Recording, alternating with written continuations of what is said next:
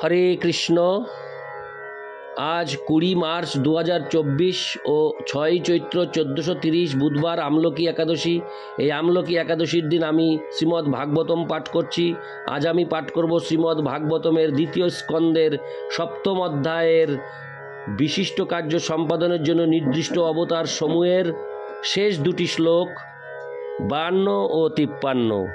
অডিওর শুরুতে আমি আমার সকল ভক্তিমতী মা ও ভক্তবৃন্দের কাছে একটি আবেদন রাখতে চাই, আপনারা জীবনের পূর্ণতা নামক আমার এই ছোট্ট ইউটিউব চ্যানেলটিকে সাবস্ক্রাইব করে আমাকে আশীর্বাদ করুন, সহযোগিতা করুন, পাশে থাকুন। শ্লোক 52। যতা হরৌ ভগবতী নৃণাং ভক্তির ভবিষ্যতি সর্বাত্মনখিলাধারে ইতি সংকল্প বর্ণয়। অনুবাদ: নিষ্ঠা সহকারে এই ভগবত তত্ত্ব তুমি বর্ণনা করো, যাতে মানুষ সমস্ত জীবের পরমাত্মা এবং সমস্ত শক্তির পরম উৎস পরমেশ্বর ভগবান শ্রীহরির প্রতি অপ্রাকৃত ভক্তি লাভ করতে পারে। তাৎপর্য: শ্রীমদ্ ভাগবত হচ্ছে ভগবত ভক্তির দর্শন এবং জীবের সঙ্গে পরমেশ্বর ভগবানের সম্পর্কের বিজ্ঞানসম্মত বিশ্লেষণ। ভগবান এবং তার শক্তিসমূহকে জানবার জন্য কলিযুগের পূর্বে এই প্রকার কোনো গ্রন্থের প্রয়োজন ছিল না, কিন্তু কলিযুগের আবির্ভাবের ফলে মানব সমাজ অবৈধ স্ত্রী সঙ্গ, নেশা, দ্রুত ক্রীড়া এবং অনর্থক পশু হত্যায় 4টি পাপ কর্মের দ্বারা অত্যন্ত কলুষিত হয়েছে এবং তার ফলে মানুষ পরমেশ্বর ভগবানের সঙ্গে তার নিত্য সম্পর্কের কথা ভুলে গেছে। তাই মানুষ তার জীবনের চরম লক্ষ্য সম্বন্ধে অন্ধ হয়ে গেছে। পশুর মতো দায়িত্ব জ্ঞানহীন হয়ে এবং আহার, নিদ্রা, ভয়, মৈথুন এই 4টি পশু প্রবৃত্তি উন্নত উপায়ে চরিতার্থ করা মানব জীবনের লক্ষ্য নয়।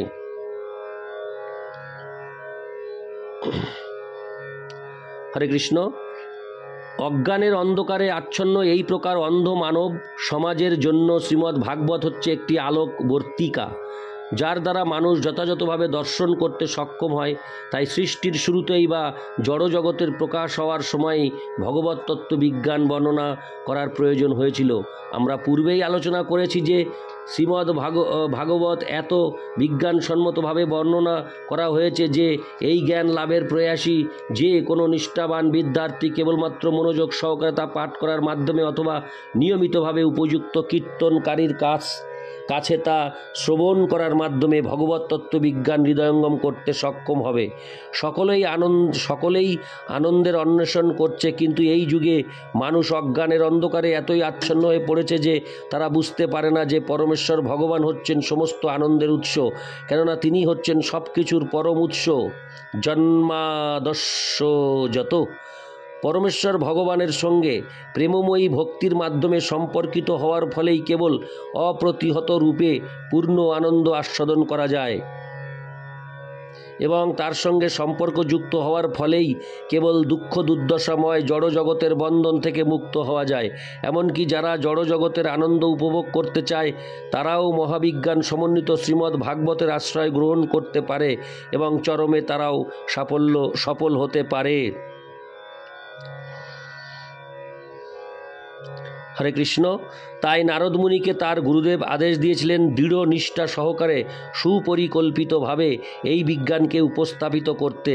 জীবিকা নির্বাহের জন্য অর্থ উপার্জনের উদ্দেশ্যে শ্রীমদ্ ভাগবতের বাণী প্রচার করার উপদেশ নারদ মুনিকে দেওয়া হয়নি। তার গুরুদেব তাকে আদেশ দিয়েছিলেন ঐকান্তিক নিষ্ঠা সহকারে প্রচার করার উদ্দেশ্যে তা গ্রহণ করতে। ইতি শ্লোক 52। শ্লোক 53। এই শ্লোকটি হল 7ম অধ্যায়, দ্বিতীয় স্কন্দ 7ম অধ্যায়ের অন্তিম শ্লোক। মায়াং বর্ণয়তোহমুষ্য ঈশ্বর সানুমোদত শ্রীনত শ্রদ্ধয়া নিত্যং মায়া আত্মা ন মুহতি। অনুবাদ: ভগবানের বিভিন্ন শক্তির সঙ্গে সম্পর্কিত ভগবানের কার্যকলাপ তার শিক্ষা অনুসারে কীর্তন, অভিনন্দন এবং শ্রবণ করা উচিত। নিয়মিতভাবে ভক্তি ও শ্রদ্ধা সহকারে তা করা হলে জীব কখনোই মায়ার দ্বারা মোহিত হবে না।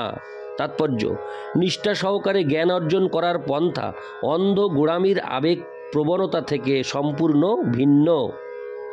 এই প্রকার গোড়া বা মূর্খ মানুষেরা মনে করতে পারে যে তার বহিরঙ্গা শক্তির সঙ্গে সম্পর্কিত ভগবানের সমস্ত কার্যকলাপ সম্পূর্ণ নিরর্থক, এবং তারা ভ্রান্তভাবে দাবি করতে পারে যে তারা ভগবানের অন্তরঙ্গা শক্তিতে অংশগ্রহণ করছে, কিন্তু প্রকৃতপক্ষে বহিরঙ্গা এবং অন্তরঙ্গা উভয় শক্তির সঙ্গে সম্পর্কিত ভগবানের কার্যকলাপ সমভাবে শ্রেষ্ঠ।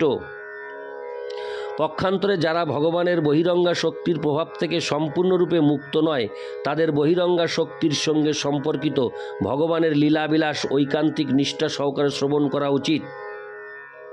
মূর্খের মতো রাসলীলা আদি ভগবানের অন্তরঙ্গা শক্তির কার্যকলাপের প্রতি কৃত্রিমভাবে আকৃষ্ট হয়ে লাভ দিয়ে ভগবানের অন্তরঙ্গা শক্তিতে উঠবার চেষ্টা করা উচিত নয়।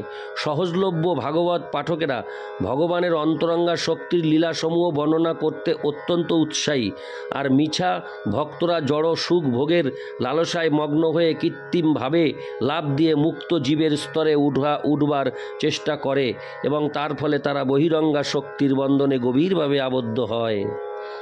তাদের কেউ কেউ মনে করে যে ভগবানের লীলা শ্রবণ করার অর্থ হচ্ছে গোপীদের সঙ্গে ভগবানের লীলা এবং গোবর্ধন ধারণ আদি লীলা শ্রবণ করা, এবং জড়জগতের সৃষ্টি পালন এবং ধ্বংস কার্যে ভগবানের পুরুষ অবতার আদি অবতারদের লীলা শ্রবণ করার কোনো প্রয়োজন নেই। কিন্তু ভগবানের শুদ্ধ ভক্ত জানেন যে রাসলীলায় অথবা জড়জগতের সৃষ্টি স্থিতি প্রলয় সম্পর্কিত ভগবানের লীলার মধ্যে কোনো পার্থক্য নেই। পক্ষান্তরে পুরুষাবতার রূপে ভগবানের লীলার বর্ণনা বিশেষ রূপে মায়াগ্রস্ত জীবেদের জন্য। রাসলীলা আদি লীলার বিষয় মুক্ত জীবদের জন্য, বদ্ধ জীবদের জন্য নয়। রাসলীলা আদি লীলার বিষয় মুক্ত জীবদের জন্য, বদ্ধ জীবদের জন্য নয়। তাই বদ্ধ জীবদের অবশ্য কর্তব্য হচ্ছে বহিরঙ্গা শক্তির সঙ্গে সম্পর্কিত ভগবানের লীলাসমূহ অনুরাগ এবং ভক্তি সহকারে শ্রবণ করা, এবং ভগবানের এই সমস্ত কার্যকলাপ মুক্ত স্তরে রাসলীলা শ্রবণ করারই মতো। বদ্ধজীবদের উচিত নয় মুক্ত আত্মাদের কার্যকলাপের অনুকরণ করা। শ্রী চৈতন্য মহাপ্রভু কখনো সাধারণ মানুষদের সঙ্গে রাসলীলা শ্রবণ করেননি। ভগবত তত্ত্ব বিজ্ঞান শ্রীমদ্ ভাগবতে প্রথম 9টি স্কন্ধে দশম স্কন্ধ শ্রবণ করার ভূমি প্রস্তুত করা হয়েছে। শ্রীমদ্ ভাগবতে প্রথম 9টি স্কন্ধে দশম স্কন্ধ শ্রবণ করার ভূমি প্রস্তুত করা হয়েছে। এই স্কন্ধের শেষ অধ্যায়ে তা বিস্তারিতভাবে বিশ্লেষণ করা হবে। তৃতীয় স্কন্ধে তা আরও স্পষ্টভাবে বর্ণিত হবে। ভগবানের শুদ্ধ ভক্ত তাই শ্রীমদ্ ভাগবত প্রথম থেকেই পাঠ করতে অথবা শ্রবণ করতে শুরু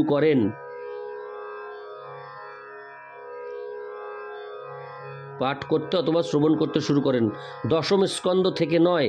তথাকথিত কিছু ভক্ত আমাদের অনুরোধ করেছে এখনই দশম স্কন্ধের আলোচনা শুরু করতে, কিন্তু আমরা তা করিনি, কেননা আমরা শ্রীমদ্ ভাগবতকে ভগবত তত্ত্ববিজ্ঞান রূপে উপস্থাপন করতে চাই। বদ্ধ জীবের ইন্দ্রিয় প্রসূত জ্ঞানের ভিত্তিতে নয়। ব্রহ্মাজির মতো মহাজনেরা তা করতে নিষেধ করেছেন। বিজ্ঞানসম্মতভাবে শ্রীমদ্ ভাগবত পাঠ এবং শ্রবণ করার ফলে বদ্ধজীব ধীরে ধীরে মায়া মুক্ত হয়ে দিব্য জ্ঞানের উচ্চতর স্তরে হরে কৃষ্ণ। বিজ্ঞানসম্মতভাবে শ্রীমদ্ ভাগবত পাঠ এবং শ্রবণ করার ফলে বদ্ধজীব ধীরে ধীরে মায়ামুক্ত হয়ে দিব্য জ্ঞানের উচ্চতর স্তরে উন্নীত হন। এই সাথে শেষ হলো শ্রীমদ্ ভাগবতের দ্বিতীয় স্কন্ধ সপ্তম অধ্যায়। ইতি বিশিষ্ট কার্য সম্পাদনের জন্য নির্দিষ্ট অবতার নামক শ্রীমদ্ ভাগবতের দ্বিতীয় স্কন্ধের সপ্তম অধ্যায়ের ভক্তি বেদান্ত তাৎপর্য সমাপ্ত। আমরা ধীরে ধীরে প্রথম স্কন্ধ পার করে দ্বিতীয় স্কন্ধের প্রায় শেষ ভাগে চলে এসেছি। এই অডিওতে চলছে দ্বিতীয় স্কন্ধের সপ্তম অধ্যায় শেষ হলো এখানে। এরপরে আমরা এগিয়ে যাব অষ্টম অধ্যায়, দ্বিতীয় স্কন্ধের অষ্টম অধ্যায়। ততক্ষণ পর্যন্ত আমার সকল ভক্তিমতী মা ও ভক্তবৃন্দকে ভগবান সুরক্ষিত রাখুন, আশীর্বাদ প্রদান করুন, কৃপা প্রদান করুন, আমি এটি চাই। এবং তার সাথে সাথে আমার এই ছোট্ট ক্ষুদ্র ইউটিউব চ্যানেল জীবনের পূর্ণতাকে আপনারা সবাই সাবস্ক্রাইব করে আমাকে আশীর্বাদ করবেন। হরে কৃষ্ণ, হরে কৃষ্ণ, কৃষ্ণ কৃষ্ণ হরে হরে, হরে রাম, হরে রাম, রাম রাম হরে হরে। জয় রাধে, রাধে শ্যাম।